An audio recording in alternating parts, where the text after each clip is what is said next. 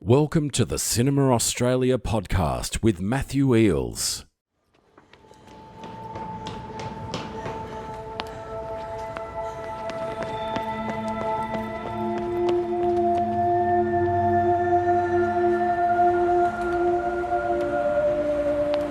Are you in trouble? Do you need money or something?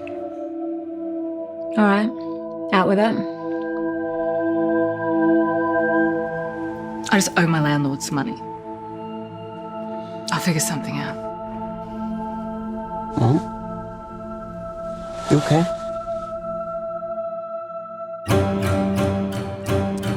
If you want to do me a solid, how about not kicking me out of my own house? It's my house, Netta. But if you don't have the money by Monday, I'm changing the locks. Hun, I know I said I'd be able to take you to footy game today, but you're gonna have to do some work with me instead. This is bullshit! Hey, don't you take your anger out on me. Today is not my fault. You know you're both welcome to stay here. I'm not that desperate.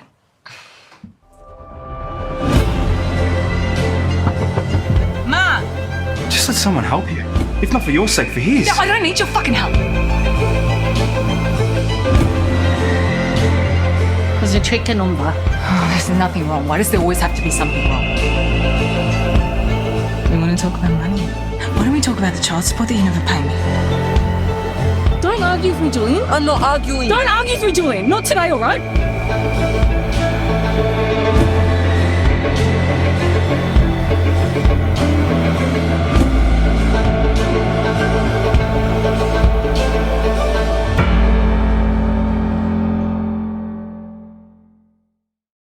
That's the trailer for Westgate. Hello and welcome to the Cinema Australia podcast. My name is Matthew Eales. In this episode, I'm joined by Westgate director, writer and producer Adrian Ortega to discuss the making of this poetic exploration of family, culture and the weight of past traumas. Set in 1999 in the shadows of the Westgate Bridge collapse, Westgate follows single mother Netta, played by Sarah Nicolazzo, and her son Julian, played by Max Nappo. With her debts mounting and the threat of eviction, Netta has only 24 hours to turn things around while also attending to her son's unstable health conditions. Adrian is a Melbourne-based filmmaker whose debut feature, Cerulean Blue, premiered to sold-out audiences at the 68th Melbourne International Film Festival in 2019 and won the Rey Award for Excellence in Film Directing at the Barcelona International Film Festival. Streaming on Stan in Australia, the film marked a high point in a career spanning acclaimed documentaries, festival-selected shorts and productions under his production company Proud Wing Films, championing fresh voices in Australian cinema. Westgate will screen at the Melbourne International Film Festival on Sunday the 17th of August and Saturday the 23rd of August. Unfortunately, both sessions are currently sold out, but be sure to keep an eye on cinemaaustralia.com.au for screening updates and details on where you can see the film next. Anyway, enjoy. Adrian, thank you for joining the Cinema Australia podcast. It's great to be chatting with you. Yeah, great to be chatting with you finally. Yes, after all these years, we finally get to chat. Finally, yes. I've been covering your work since 2018 when you released your debut feature film, Cerulean Blue, and I can't emphasise enough how proud I am of you and your sophomore feature film, Westgate, which we're going to talk about here. Your tenacity, passion and enthusiasm for filmmaking is why I continue to do what I do with Cinema Australia. So congratulations on everything so far. Oh, thank you. It means a lot to hear that. You've come a long way, and it's been an absolute joy to see your work. But with this podcast, I usually like to go back to the beginning of a filmmaker's career. But considering the nature of Westgate, we will be discussing your early beginnings throughout this episode, I'm sure. But I do want to go back to Cerulean Blue for a moment there. The film had success on the festival circuit and it was picked up by Australian streamer Stan. How do you reflect on that film now, all these years later? Oh, it feels kind of like a lifetime ago, to be honest, because between that film and this film, there was COVID, which in itself felt like a lifetime. And yeah, it's just, I'm still very proud of that film because it was a very hard film to make for such a low budget. And it did better than I expected. And it gave me the ability to make my new film at the level that I wanted to make it as well. So, all in all, good memories from it. Hard shoot, but I'm very proud of the film. Yes.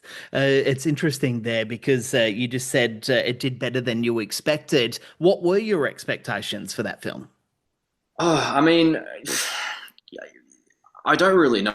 Very low, because before I made Cerulean Blue, I was only a couple of years out of film school, and all I had really directed were short documentaries. I hadn't made any narrative since film school, and even then they were not very good. And I just decided to make the leap to a narrative feature, but it was only because I felt like I finally had something that I wanted to talk about. So I used that as fuel to make this film as best as I could. And when you're shooting a film, you never really know if it's going to work, especially when it's your first one. You think you're kind of throwing things at the wall and thinking, is this going to work? Is this going to cut well?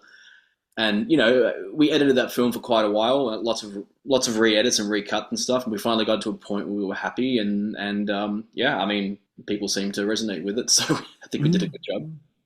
What led to those re-edits and recuts? I'm just interested to know now. Were you getting any particular feedback, or was it just your own personal choice? It was a mixture, yeah. Like when we the script, I felt that it worked well on the script, but then when we cut it together, the middle and the ending didn't quite work for what I was trying to say. So we ended up reshooting the middle and the end, and sort of recutting and sort of reshaping the edit. It wasn't until I brought another editor on and we started reshaping it where I started to go, okay, this is what I was trying to do. Yes, yeah. You also mentioned your documentary filmmaking there, and I've just realised that I didn't actually have any questions about that because I was reading about your documentary work last night. Can you tell us a bit about those documentary films and then why the shift to more narrative filmmaking?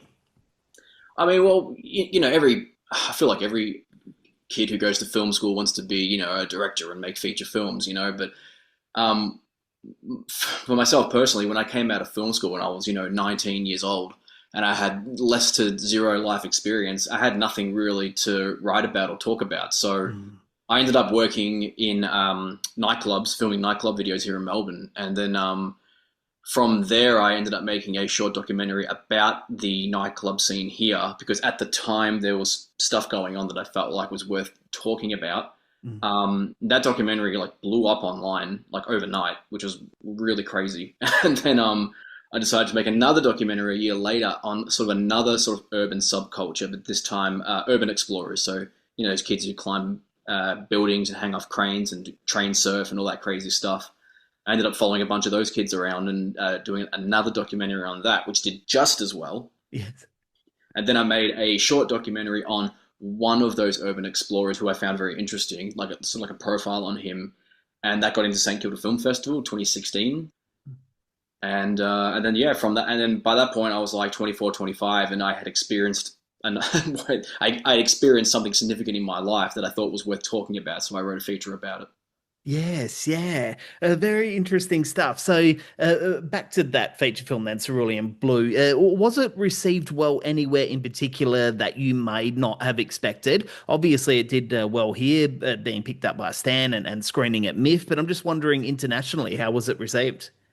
It's definitely much more popular here than internationally, because we didn't get into any big festivals internationally. We did some okay ones, but we're available on streamers, everywhere around the world, I guess. But I guess it was really more popular here. But even here, it was, mixed response.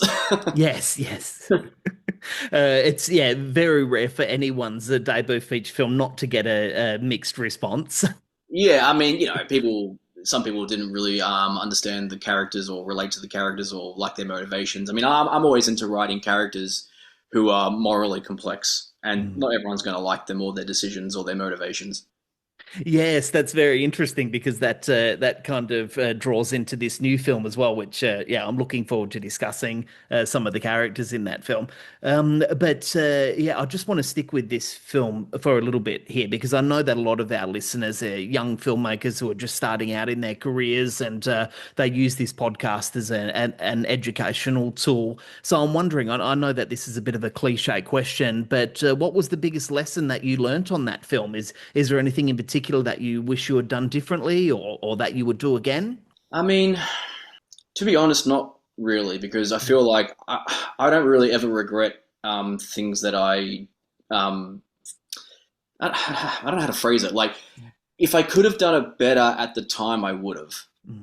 That's basically how I look at things. Like, I give everything 100%, but now having done it, have I learnt a lot? Yes. But there's nothing that I could have learnt now that I would have done then. Yes. You know, we all worked really hard on it. But I would say maybe one of the biggest lessons is maybe spend some more time on the script before you shoot. Make sure you're 100% sure that this script is going to work, because yeah, that ended up shooting me in the foot a little bit with the rewrites and stuff. Yeah. So were you rewriting the film as you were going along? No, I got to like a certain draft and I was like, we'll shoot this, and we shot it. And then, you know, it wasn't until I got to the editing suite where I was like, nah, actually, this ending does not work. Yes, yes. Yeah, it's interesting that you bring that up, actually, because a bit later on, I do want to ask you about your script writing process. But it is something that I do tell young filmmakers, that once you think you've finished your script, just sit on it for another 6 months and then come back to it and finalize it then after you've had another read. Yeah, at least for your first feature. I mean, I felt Yes. much more confident this time around with my second one. Yes, yeah, yeah. So following that feature film, you produced this awesome, neat little short film called Elba, which was directed by your Cerulean Blue co-lead, Cini. It really is a beautiful short, and I still do think about that short film now. How was that experience for you? Oh, it was great. Yeah, it was great working with Cini. I ended up working with both my actors actually on projects. And Cini actually is now a producer on Westgate. Yes, yes. No, I'm very proud of that film. I love that film. From when I read the script, I was immediately just like, "Yep, let's make this." Yes. I completely understood. I'm being a child of separated parents myself. I completely understood the themes of the film and what she was trying to say. I was very. It was 3 day shoot. We did that end of 2019, just before COVID, and yeah, I'm very proud of it. Yeah, yeah, it's such a great little short. Was Cini showing signs of wanting to become a director while you were working with her on your feature? Yeah. She always expressed interest in writing and directing, and she's a very, very talented writer. And yeah, I think she just at that point just decided to take the leap, and give it a go. Yeah, yeah. So what is it that you enjoy the most about working with all of these people? Because when you do look at your filmography and you look at the people who are involved, it is a kind of a tight-knit group on paper. Is that how it feels to you?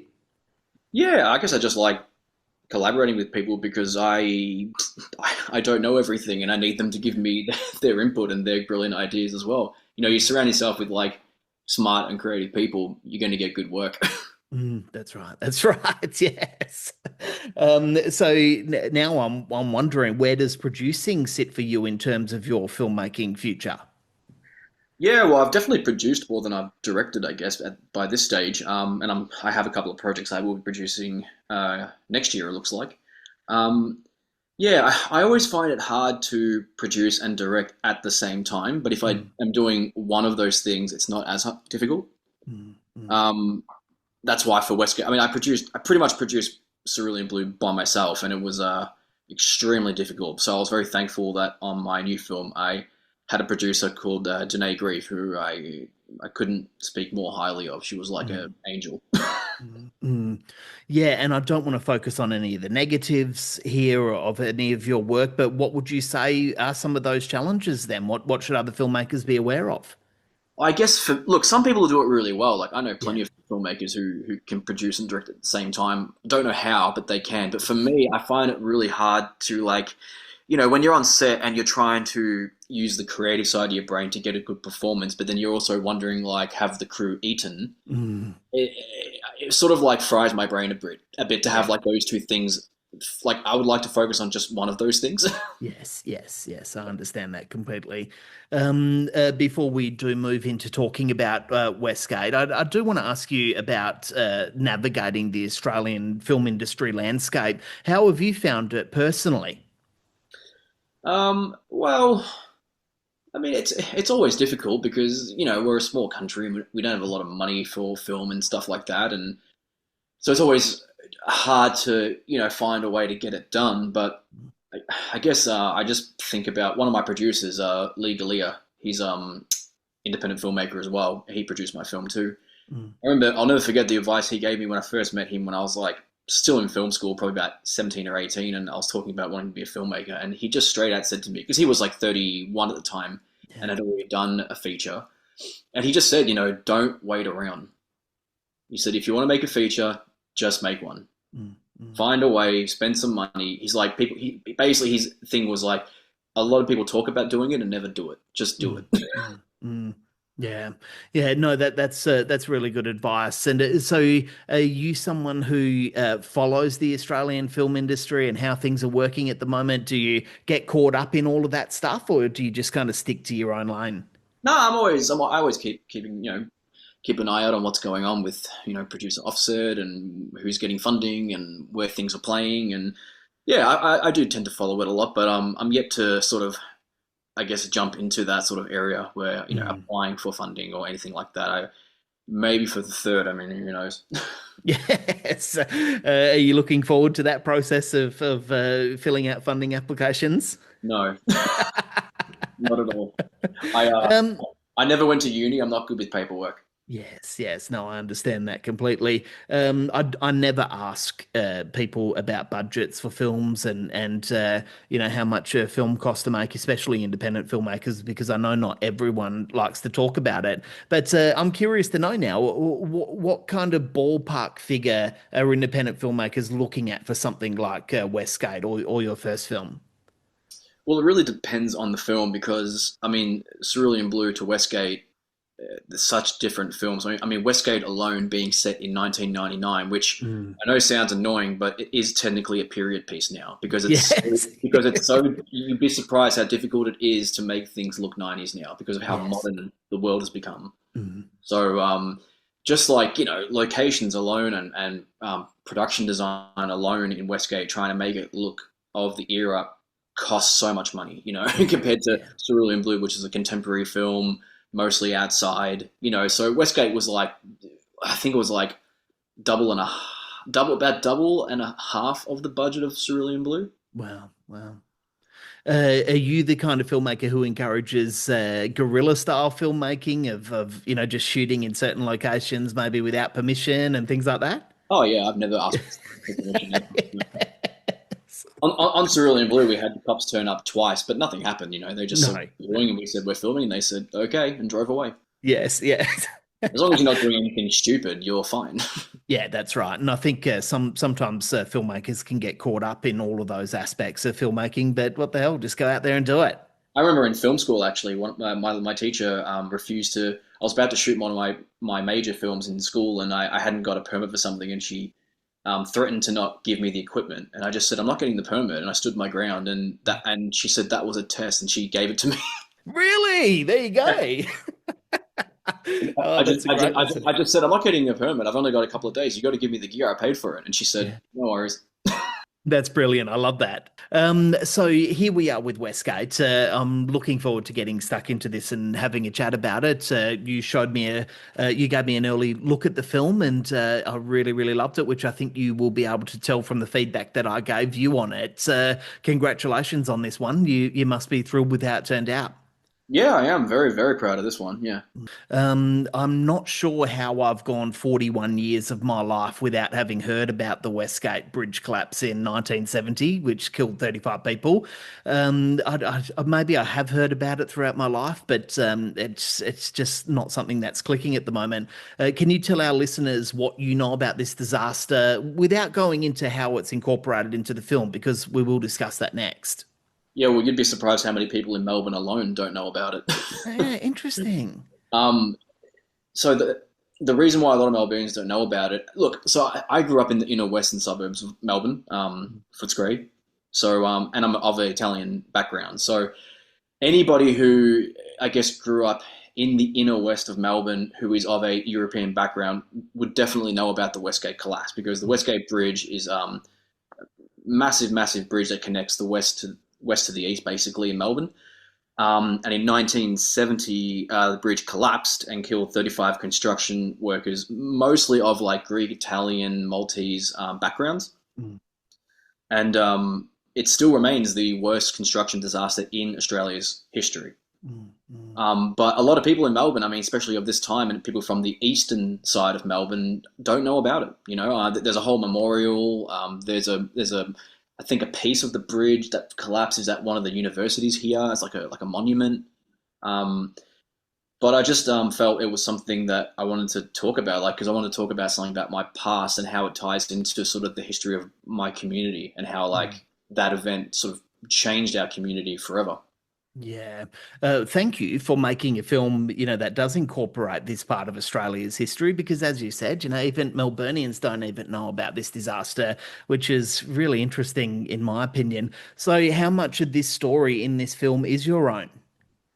Quite a lot of it. I mean, look, it's one of those things where it's like the story and the events that happened, like technically in quotation marks, never happened, but the feeling of it is all true, and elements of it are true, sort of spread across my childhood. Certain like bits and pieces and characters, like characters in the film like were real people who I remember and still know.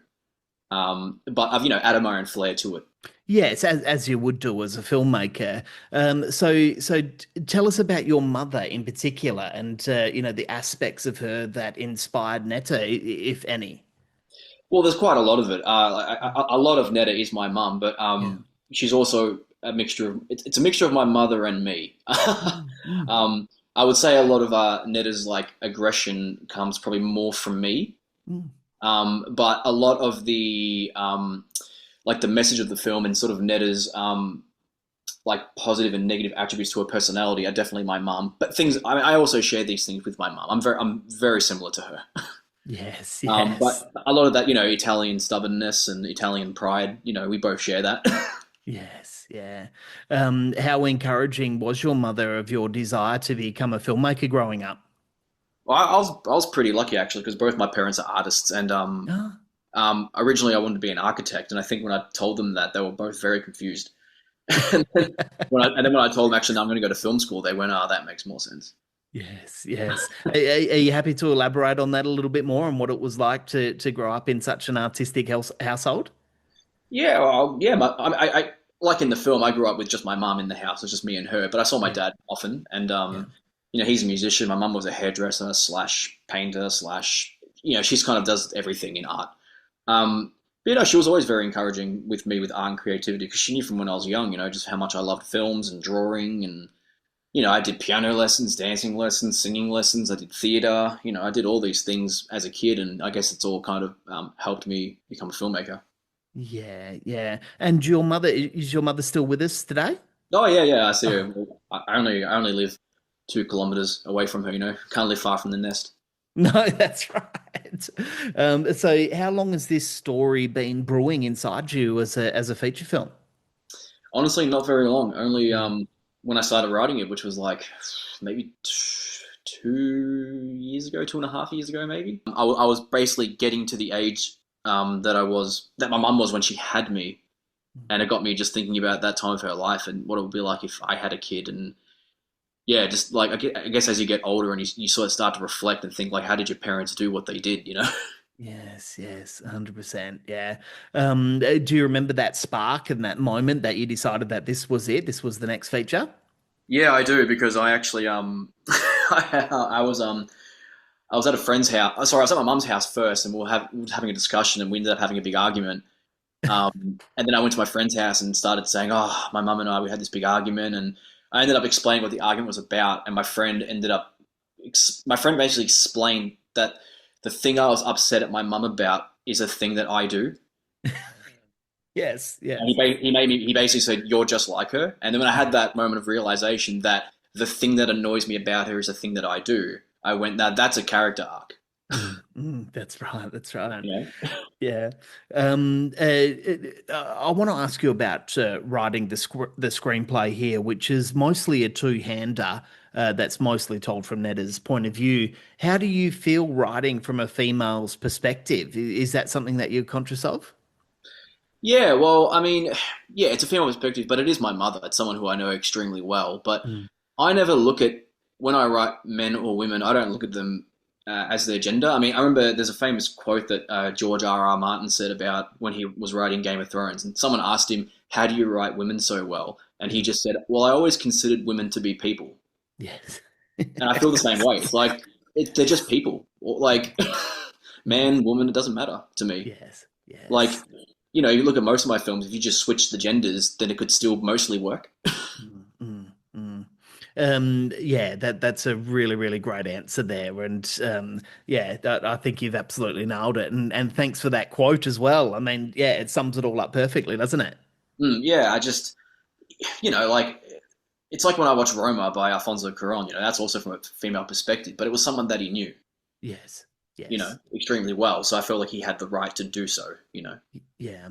As a screenwriter, is there anyone in particular that you rely on for advice or feedback on your scripts? Yeah, it's always, I mean, I had a script editor on this, Nicholas Giacchino, who was great. But also my producers, you know, they're all creatives themselves, so they all read it and give me their notes and stuff like that, which is very helpful. How open are you to that feedback? I'm always open, but I don't always agree with everything. But I'm always, but I agree to a lot. You know, if someone says, you know, like I said before, like I don't have all the answers. If someone has an idea and I think it's brilliant, I will do it. You know, I think that's brilliant. Like there was plenty in this script where someone said, "How about if she said this?" And I went, "That's brilliant. I'll do it." Yes, yeah. Did your mother see the script at all before you started filming? Yeah, she read it. Yeah. Yeah. Well, what was her feedback? No, she loved it. I mean, you know, it was one of those things where she read it and she went, "Yep, that's pretty much it." Oh, that's fantastic. And I was like, "Yeah, I know, I was there." Are you someone who seeks, you know, would you be someone who seeks your mother's approval of something like this, or would you have filmed it regardless? I definitely would have wanted her approval. Yeah. Yeah. And I know that this question is one that's probably over asked, but would you say that the experience of writing this film was a therapeutic one for you personally? Yeah, well, they always are. I mean, even Cerulean Blue, like both my features are both very personal stories. So like, I feel like I can't write a film unless there's something inside me that I have to get out.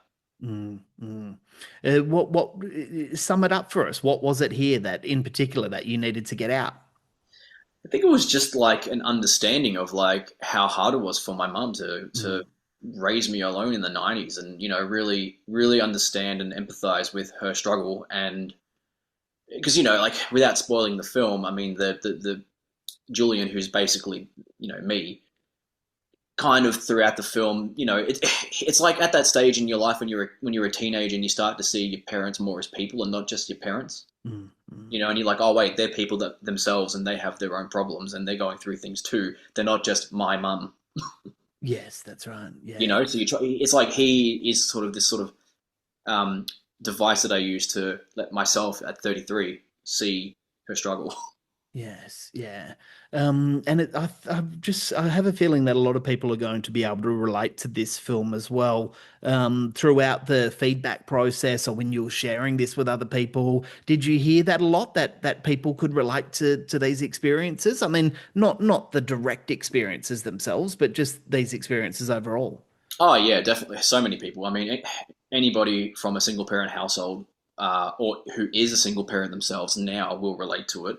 But especially people who are of a European background, especially first or second generation Europeans in Australia. I mean, you know, like my lead actor, Sarah, she, you know, when she read it, she was like, I completely understand. I understand this completely. Yeah. You're listening to the Cinema Australia podcast on SoundCloud, Spotify, Apple Podcasts, or at cinemaaustralia.com.au. And that's interesting because the next question that I do have for you here is about Sarah. And it's interesting because Netta is far from a likable character. I mean, she's quick to fly off the handle. She can be verbally and physically aggressive, and she's selfish at times. But as a viewer, it's hard not to sympathize for her and her situation. Can you talk to us a bit about developing this character alongside Sarah, who plays Netta here? Yeah, well, I was very fortunate to find Sarah because Sarah and I bonded immediately for our love of like European cinema and questionable characters. We talked about characters that we like Gina Rowlands and what was it, the film with John Cassavetes, A Woman Under the Influence. That's the one. Films like that, and people who are going through hard times and aren't always cookie cutter clean and aren't always doing necessarily the right thing. So we immediately bonded over that. So I knew she was someone who was going to be very enthusiastic about this character and take it very seriously. But it's funny that you use that word likable because I have a huge issue with that word likable because whenever I like talk to people about film or writing, and whenever people say the word like, oh, your character's not likable enough, it really annoys me because that means nothing to me, likable. Like, to me, characters don't have to be likable. They have to be interesting. Yes. Like, when you think about the best film characters, they're all murderers. Yes. Tony Soprano or, the Joker. Like Walter White, yeah. Walter White, they're all murderers. Like, they're not likable at all. But they're great characters. Like, characters don't have to be cookie cutter clean for us to empathize with them or like them. We just have to, for me, I want to see real people go through real struggles and hopefully I can go, I've been through that. I get you. That's exactly right. And yeah, when I say that she's not a likable character, it doesn't necessarily mean anything negative about the film and how she's portrayed in the film, because you still do want to go along with her journey and see her through this. So yeah, maybe likable wasn't the right word there, but yeah. Oh no, I know exactly what you mean. I'm just saying, like, I've heard other people say it, and I don't know, but I understand what you mean in the context of this podcast. Yeah, I mean, in that context, yeah, she's not technically likable because she's doing questionable things, but she's her own worst enemy. Yes. So how did you come across Sarah? It's a funny story because I wrote this character. I thought, how am I going to find this person? Like, they have to speak English and Italian. Be a certain age, have a certain look, and also be a good actor, and be willing to make this film. I was just like, this is impossible. But I'd followed her on Instagram like maybe a year before I even met her, because I just follow a lot of actors and filmmakers and stuff. And I was just scrolling through Instagram, and I think she'd posted a photo, and I went back and I went, she has a cool look. Maybe she could be right. And then I went to her showcast and saw that she spoke Italian, and I went, oh, okay. So I just messaged her on Instagram and said, hey, I know we haven't met, but I'm making this film. Do you want to audition? She was like, sure. What was that audition like? Oh, it was great. I mean, I sent through 2 scenes and she sent them back. And as soon as she sent them back, I watched them and I was like, that's her. Showed my producer. He was like, that's her. Yeah. What was it exactly? It's hard to articulate. It just felt right. You see her do the role and you're like, yeah. It's one of those things where whenever I write like a character, sometimes I can't quite see them until I see them. Yes. So like, I'll see an actor do some lines and I'll go, that's not it. That's not what I'm trying to do. And then an actor will do it and I'll go, that's what I've been trying to find. That. Wow. Is that a similar kind of casting process that you've had with your other films as well? Yeah, always. Those similar moments, yeah? It's always that. Like, even with Cerulean Blue, like when I cast Jack Michelle as the lead, I think I auditioned like 20 or 30 guys before him, and I just knew that all those guys weren't right, but I didn't know why. But I was just like, it's just not them. And then it wasn't until Jack came in, and I was like, that's the guy. Yeah. Yeah. It's more of a feeling, isn't it? Yeah, it's just something about their presence or their aura or their voice or how they move or something. I'm just like, that's it. Yeah, that's the person. So did you cast Sarah at the same time that you cast Max? I'd actually already cast Max by that point because my producer, Danae, had already worked with Max and his family before. And when I told her I was looking for, like a 10 to 12-year-old Italian-looking boy. She said, "Oh, I know this family. They're really nice, and Max is a great actor." And they sent through a tape, and I met them, and I was like, "Perfect." Yes, yes. Tell us a bit about working with Max.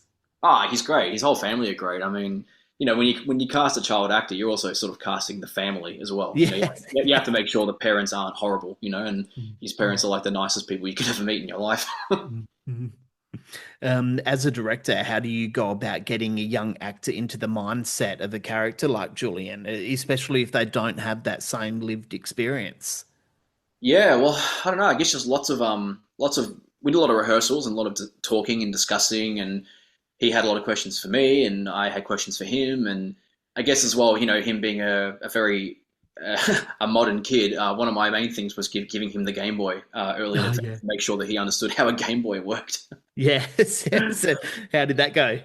Yeah, it went good. I gave him the Game Boy and I gave him the cigarette roller months in advance. And I said, "Max, by the time we shoot this film, I want you to be an expert on Game Boys and how to roll cigarettes." Yes, and he really was. He was, yeah. He practiced a lot. He was really, really dedicated, and he worked really hard, and he gave a really great performance. I was very, very happy with him.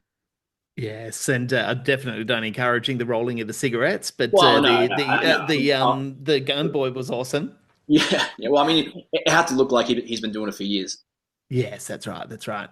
And I believe there's an interesting story here in regards to Max, and in that he's an identical twin. Is that right? How was Max's twin utilized here?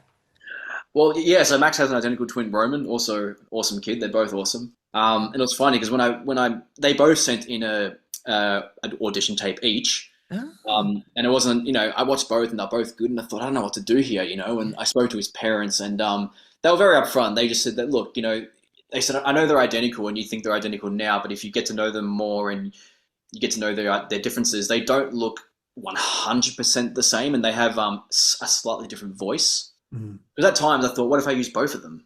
Yeah. But then they advised against it. Look, people are going to be able to tell which one's which at some point. So we just had a discussion and we ended up going with Max. But Roman was, he was always there helping out and loves being on set, and it was just good to have them both there. Did he make it into the film at all? No. There was one point. There was one point where there was a scheduling issue. I thought because of the legal requirements of child actors, there was a day where I thought we were going to go really over, and Max was needed for a shot later, but just sort of in the background. I thought, we could use Roman for that, but then we fixed the schedule and we didn't need to do it. Elaborate on that a little bit more for us, and those scheduling issues working with child actors, because I'm sure a lot of people out there would be interested to know. Yeah, well, my producer Danae was across it much more than me, but there are like there's laws about working with child actors and working with children checks and the amount of time you can have them on set, and they have to have a certain amount of breaks every hour, just so you're not overworking them and stuff like that. So. Yeah, but Danae was really across all that, and she was really attentive to Max's needs with the schedule and making sure we could fit everything in and not, work everyone to death. Yeah, he's so impressive here as an actor. I was really quite moved by his performance. It's really incredible. From a director's point of view, how do you think he handled this workload and handled this performance? He's I couldn't say one single bad thing about him. I mean. Both him and Sarah were just extremely professional and dedicated, and they really put in the effort in this film, and it really shows. Yeah, it really, really does. They're both really terrific here. So it is they are quite dramatic performances, obviously. There are some heavy subject matters throughout this film. Was there time for them to have a bit of fun away from the set, and were things kept quite loose behind the scenes? Yeah, 100%. We were always, not just me and Danae and even Sarah, but even all my crew, even my makeup artist, my production designer, everyone was always just making sure Max was okay. Yeah. I think every time Sarah had to snap at him or yell at him, she was always giving him a hug after and being it's not real. But he's a super professional kid. He's tough, and he knew that it was all make believe, and he wanted it. He wanted more and more, and he wanted to give it his all. So he was great. Yeah. And there's a lot of waiting behind the scenes when things aren't happening or scenes are being set up. Was he smashing the Game Boy much? I think so, yeah. I think he was playing the gamble in between takes. It's just hard to see with those. There's no backlight on those things. No, that's right. That's right. When I first gave it to him, actually, he turned it on. He said, "Oh, the light's broken." I said, "No, there's no light." There was just no light. And he went, "Oh," I said, "Yep, things were different in the '90s." Yes. And now, speaking of the 90s, I'd love to get into talking about the aesthetics here and creating this 90s aesthetics. Obviously, this is a low budget film, so I've taken that into account while watching the movie. But also, when putting forward this next question, I've taken that into account as well. We're seeing a lot of films at the moment being set in the 90s, and one film that comes to my mind immediately is Goran Stilevski's Of an Age, which really had a much broader 90s aesthetic when it came to interior and exterior shots. Is that a film that you're aware of? Had you watched that? Yeah, of course. Yeah, I've seen that film, and even also Noura's film Shader. Yes. As well. That was also a '90s set film about a mother and daughter, and I don't know. I don't know if we're all just getting to that age where we're just looking back at our childhoods and reminiscing and just looking back at that era very nostalgically. I mean, I didn't make this film to make a film in the '90s. I wasn't like thinking I want to make a film in the '90s. You know, it was like I want to make a film about my childhood, which happens to be set in the '90s. Yes, yes, that's right, that's right. And I mean, it's no different than being back in the 90s and watching films being shot in the 70s, because that 70s or 80s, that kind of felt like where everything was set back in those days. Yeah. Yeah, like Goodfellas and stuff like that. Yeah. Yeah. And this film maintains this 90s aesthetic through much tighter close-up shots. Can you talk us through some of the conversations that you and your cinematographer Travis had about that? Yeah. So Tavis and I had a lot of conversations about how we're going to shoot this film. I mean, I'll be honest. When I wrote the film and when I had already, like before I had attached Tavis, I already had a very clear idea of how I wanted to shoot it. I was very adamant on the 4:3 aspect ratio and very tight shots. But it was when I met Tavis and talked with him and told him that this is what I was thinking, and he had read the script. I knew he was the guy because he immediately agreed and said, "Yes, that's how I see the film as well." But we realized that shooting 4:3 and quite close not only achieves the feeling of the time period and the sort of stressful nature we were trying to, like a claustrophobia we were trying to achieve, but it also helped with, and shooting really shallow. It also helped with the setting of the film and the production design. If you shoot wider, if you shoot like 2:3:5, like widescreen, you have more to dress, basically. Yes, that's right. Yeah. So we were like kind of a double whammy of like, you spend less on the production design if we know we're only shooting here and quite shallow, and if a car goes past in the background that's modern, if it's really out of focus, you might not be able to tell. No, just little tricks like that we used, but it wasn't. We didn't shoot it just to do that. I wanted to do it originally, but we realized that it also would help achieve that as well. Is that a conversation that you also have to have with your actors about cameras being so close to them, rather than further away? Yeah.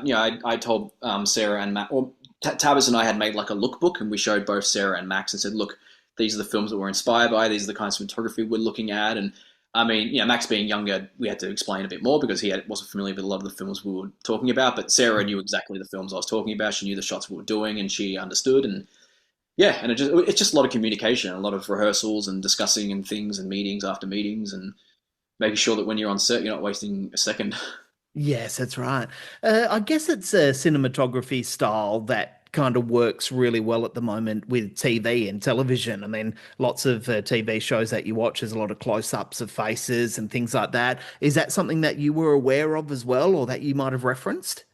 I'm aware of it, but it wasn't really my reference. My main reference was the films of Andrea Arnold, who made, Fish Tank and American Honey, things like that. And she recently made Bird. Yes. So like her as a director working with the cinematographer Robbie Ryan, basically when I met Tab, I said, "Tab, have you seen Fish Tank?" He said, "Yep." I said, "That's what we're doing." And he said, "Got it." I said, "We're going to be handheld 4:3, kind of semi-documentary-ish, fly on the wall, just sort of observing these people, like nothing super stylized, very natural lighting." And he was like, "Got it. I understand completely what you want to do." Yeah. And you also mentioned that you were also relying on a lot of lived-in locations as your sets here. What were some of the challenges involved there? Well, really, it's just time period. It's really hard to find locations that haven't been, renovated since the 90s. Like every house that we shot in had to have an unrenovated kitchen, or at least a kitchen that looked 90s-ish. Like you got to think about even the scenes at the hospital. We had to find a hospital that didn't look like a modern hospital. Yes. A lot of it was tricks. Like we actually shot at 2 different hospitals, and like the bar interior, the bar kitchen, and the bar exterior were 3 different places. Really? Yeah, they were 3 different places because, we'd find a bar kitchen that we liked, but the exterior was too modern. So we go, okay, we'll shoot the kitchen here. And then we'd find an exterior and go, okay, the exterior works here, but the interior doesn't work. So, and then we'd find it, I told my production designer, I said, we're not going to find a bar that has all 3. Yes. So we're going to find 3 separate ones. But you can't tell in the film. But yeah, like when she yells at him in the car and stuff, and the kitchen and the bar, 3 different places. And 2 different hospitals. Yeah. So that's interesting about the 2 different hospitals. What was it? Was it the interior inside that looked more 90s? Yeah, so we found 90% of the interior locations was at one hospital where we went to and I said, look, they told us this has been unrenovated since like 2001, and we're like, close enough, it still fits that aesthetic. And then, but the exterior, like the opening scene when she rushes him into the hospital, like that was, we couldn't do it there because that hospital was too modern. So I had to find a different hospital with a unrenovated, entrance that looked like it was in the 90s. And we went there and shot that there. But then we ended up also shooting an interior there as well. Yes. But we went to the hallway and I went, this hallway's quite nice. Let's shoot something here. Yes, yeah. Now, I'm wondering here, do you enjoy these challenges as a filmmaker? Does this get you excited to do all of this stuff, or is there a part of you that wishes it was much easier? I'll be very honest. I have insane OCD, which you might have learned from my first feature film. Yes. And I do not cope very well with sudden change. Yeah. Which I know is like basically filmmaker 101. Like you have to adapt to changes. But I think this film has taught me the lesson that when things change, you just have to go with it. Because before I shot the film, my producer Lee was telling me that he heard an interview with Greta Gerwig, and she said that when things change, that's like, the universe telling her that this is the way it's supposed to be. That's right. Yes. And when he told me that, my initial response was, that's ridiculous. The way it's supposed to be is the way I say it's supposed to be. But then now I watch Westgate, and every time something had to change, I now watch it and I go, you know what? It actually is better. Yeah. And it's me. It's like I think now I have to learn that when things change, it's just like, you know what? It's supposed to be this way. Yeah. Would you say that you've taken that into your real life as well, and your general life away from filmmaking? Maybe a little bit, but I'm very stubborn. But maybe, and I'm not very spiritual and stuff like that. So like maybe a little bit, but I think it's just, I think this film has taught me maybe that's just maybe he was right and so was Greta, that it's just when something goes wrong, it wasn't supposed to be that way. Yeah, that's right. Now, you just spoke about some of the filmmakers and the films that you're influenced by and that inspire you. But one film that I kept thinking of while I was watching Westgate was another film called West of Sunshine, which was Melbourne shot and directed by Jason Raftopoulos and starring the late, great Dame Hill. Was that a film that you referenced for Westgate, or were you a fan of that film? Had you seen it? Yeah, well, Jason's actually a friend of mine. We actually caught up a couple of weeks ago because he wanted really? to. Yeah, he was asking about Westgate. He's really keen to watch it. I'll probably see him pretty soon.